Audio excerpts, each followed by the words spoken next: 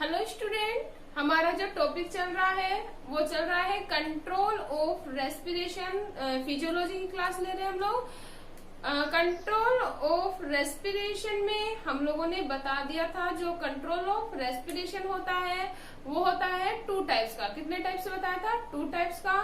First जो था हमारा वो था नर्वस कंट्रोल या तंत्रिकीय नियंत्रण, और जो सेकंड जो हमारा है वो है केमिकल कंट्रोल। नर्वस कंट्रोल हम लोगों ने पढ़ लिया था। जो नर्वस कंट्रोल होता है वो भी कितने टाइप से, नर्वस कंट्रोल की जो मैकेनिज्म है वो कितने टाइप से चलती है? टू टाइप से। हम लोगों ने फर्स्ट बता दिया था वेगल विधि, और जो सेकंड मेथड था वो था वातानुचलनी विधि। इसके बारे में हम लोगों ने लास्ट क्लास में पढ़ लिया था। आज का जो हमारा टॉपिक है वो है रासायनिक कंट्रोल या केमिकल कंट्रोल। तो जो टॉपिक अपना वो क्या है? Chemical control.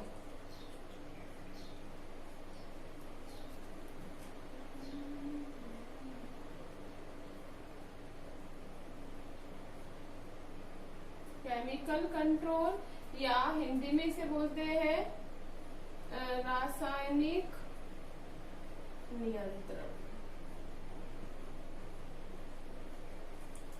फर्स्टली हम लोग जान लेते हैं व्हाट इज केमिकल कंट्रोल या रासायनिक नियंत्रण क्या होता है।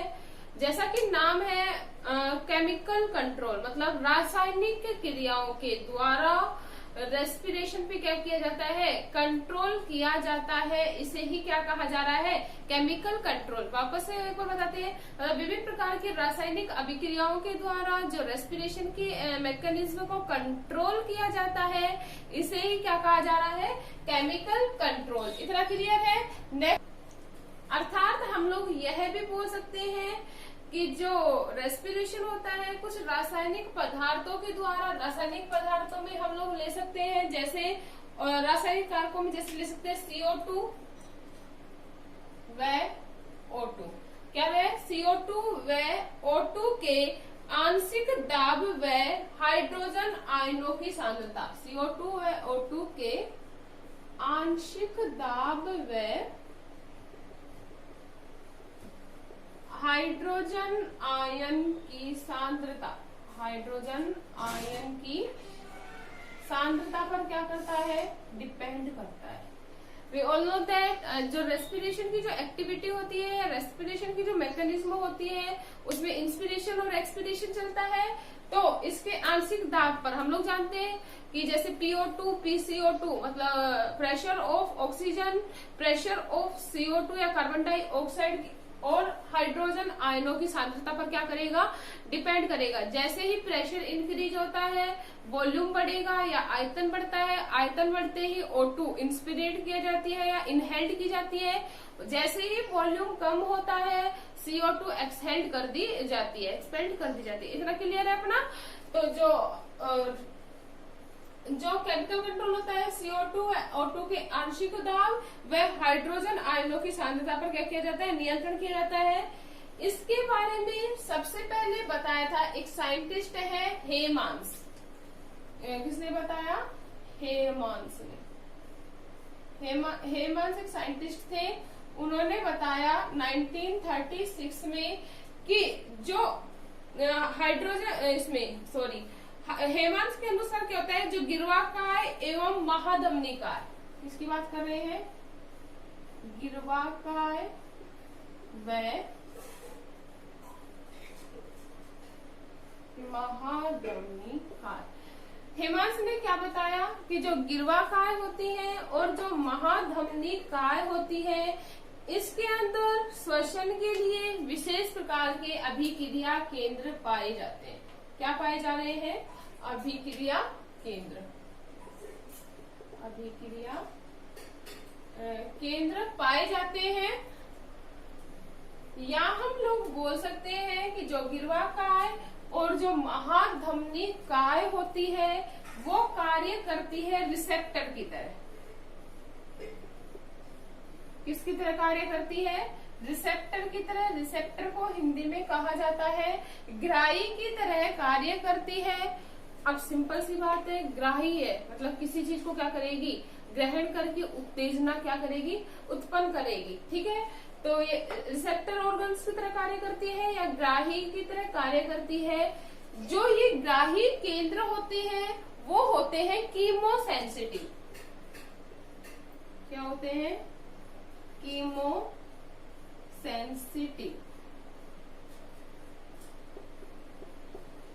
या हम लोग बोल सकते हैं रसायन संवेदी।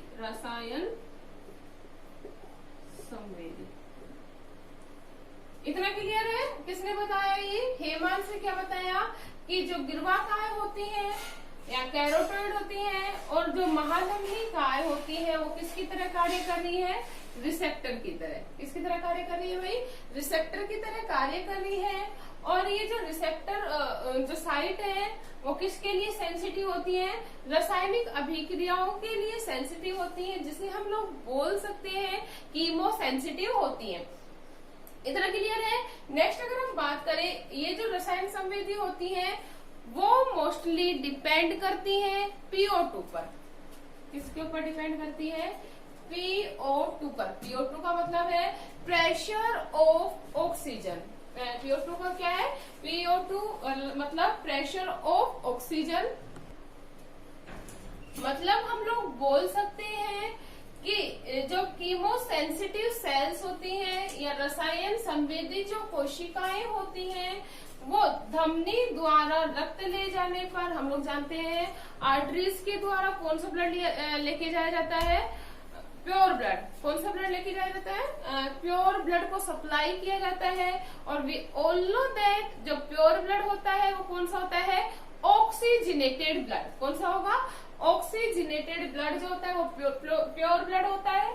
वो किसके द्वारा ले जाया जा रहा है? धमनी द्वारा, जिससे जो धमनी होती है या आर्टरीज होती हैं उनके ऊपर प्रेशर लगता है। कौन सा? प्रेशर ऑफ ऑक्सीजन, या ऑक्सीजन का क्या लगेगा? प्रेशर लगेगा। इतना क्लियर है? नेक्स्ट अगर हम बात करें, जैसे ही जो सेल्स होती हैं उसमें O2 की क्या होती है? कमी आती है। जैसे ही सेल्स के अंदर O2 की कमी आती है, जो ग्राही ऑर्गन्स होते हैं इनमें एक आवेग उत्पन्न होता है। ग्राही ऑर्गन्स में क्या होता है? आवेग उत्पन्न होता है। जैसे ही आवेग उत्पन्न होता है जो कीमोसेंसिटिव जो सेल्स होती हैं वो आवेग को अंतः श्वसन केंद्र तक पहुंचा देती है। कहाँ तक पहुंचा देंगी? अंतः श्वसन केंद्र। वी ऑल नो दैट अंतः श्वसन केंद्र में क्या होता है? जो इंस्पिरेशन के थ्रू ऑक्सीजन ली जाती है उसके बारे में उन सूचनाओं को क्या किया जाता है? ग्रहण किया जाता है, या रिसेप्टर ऑर्गन की तरह क्या करती है? कार्य करती है। तो कहाँ पहुंचा दी जाती है? अंतः श्वसन केंद्र तक पहुंचा दी जाती है।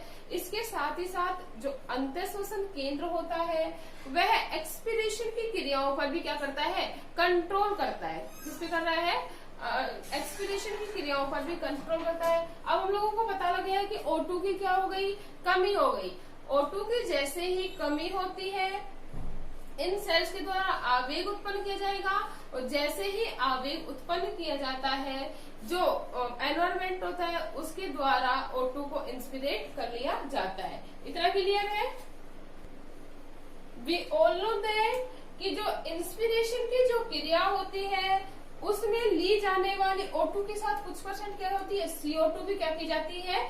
ग्रहण की जाती है। क्या ग्रहण की जाती है? CO2 भी इंस्पायर्ड की जाती है या इनहेल्ड की जाती है। जो CO2 की जो कंसंट्रेशन होता है वो अबाउट होता है 0.03%। कितना होता है? 0.03%।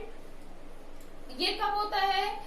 जब आवेग जो होता है या जो सूचनाएं होती हैं मेडुला ओब्लांगेटा के द्वारा जुड़ी हुई होती है। हम लोगों ने बता दिया था जो ब्रेन का मेडुला ओब्लांगेटा जो पार्ट होता है उसके द्वारा क्या की जाती है? सूचनाओं को या इंस्पिरेशन और एक्सपिरेशन की जो एक्टिविटी होती है उस पर कंट्रोल किया जाता है। जो मेडुला ओब्लांगेटा पार्ट के द्वारा जब अटैचमेंट होता है या आवेग पहुंचाए जाते हैं, ड्यूरिंग दिस टाइम जो CO2 की जो कंसेंट्रेशन होती है वो अबाउट होती है 0.03%। लेकिन जैसे ही मेडुला ओब्लांगेटा पार्ट में जो आवेग है वो प्रेषित नहीं हो पाते हैं, उस दौरान जो CO2 की जो कंसंट्रेशन होती है वो बहुत अधिक मात्रा में बढ़ जाती है। और बहुत अधिक मात्रा में बढ़ जाने पर लगभग कितनी हो जाती है 6.5%। कितनी हो जाएगी? जैसे ही किससे? मेडुला ओब्लांगेटा पार्ट से, मेडुला ओब्लांगेटा पार्ट से आवेग नहीं जुड़ पाते, उस टाइम जो CO2 की जो कंसंट्रेशन होता है बहुत ज्यादा इंक्रीज हो जाती है, अबाउट कितनी 6.5%। अब सिंपल सी बात है, CO2 की जो कंसंट्रेशन ज्यादा हो गई, जिसके कारण जो श्वसन केंद्र है, किसकी बात कर रहे हैं? श्वसन केंद्र, वो क्या हो जाते हैं? एक्साइटेड स्टेज में आ जाता है। क्यों? रीजन क्या है? ब्लड में CO2 की कंसंट्रेशन क्या हो गई? इंक्रीज हो गई। तो जो श्वसन केंद्र है वो क्या हो जाते हैं? उत्तेजित हो जाते हैं, और श्वसन की जो दर होती है वो बढ़ जाती है। जैसे ही श्वसन केंद्र उत्तेजित हुए, श्वसन की जो दर होगी वो क्या हो जाएगी? बढ़ जाएगी। We all know that CO2 बढ़ा, इंस्पिरेशन की O2 की नीड ज्यादा होगी, तो जो रेस्पिरेशन की जो एक्टिविटी है या ब्रीदिंग की जो प्रोसेस है वो ज्यादा क्या हो जाएगी? बढ़ जाएगी। श्वसन दर क्या हो जाएगी? इंक्रीज। अधिक मात्रा में CO2 ब्लड में उपस्थित होने की जो कंडीशन होती है वो तनाव में वृद्धि कर देती है, इस स्टेज को कहा जाता है हाइपरकैप्निया। याद रखना, क्या कहा जा रहा है? Hypercapnia. Concentration of CO2 is increase in blood में CO2 की जो सांद्रता है वो इंक्रीज हो गई, इस स्टेज को क्या कहा जा रहा है? हाइपरकैप्निया। क्लियर है? याद रखना, ये CO2 की सांद्रता इंक्रीज हो जाने पर ब्लड में तनाव उत्पन्न होगा। सिंपल सी बात है, O2 की क्या आ गई? कमी आ गई। इस स्टेज को क्या कहा जाता है? हाइपरकैप्निया। हाइपर का मतलब ही क्या होता है? ज्यादा। इतना क्लियर। नेक्स्ट अगर हम बात करें, इफ ब्लड में CO2 की कमी, CO2 की क्या जाए? कमी आ जाए। कहां पर? ब्लड में। तो इस स्टेज को कहा जाता है एकैप्निया।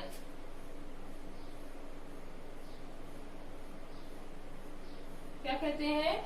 एकैप्निया। ब्लड में अगर CO2 की कंसंट्रेशन ज्यादा है तो इस स्टेज को कहा जाता है हाइपरकैप्निया, और अगर ब्लड में CO2 की जो कंसंट्रेशन कम है तो ब्रीदिंग की प्रोसेस लो हो जाती है, इस स्टेज को क्या कहा जाता है?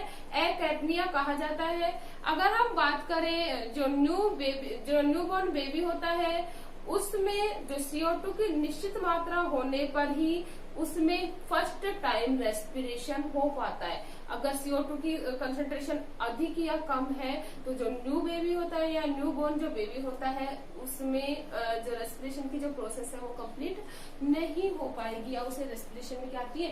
प्रॉब्लम आती है। इतना क्लियर है? याद रखने की बात है कि रेस्पिरेशन कब होगा इन बेबी?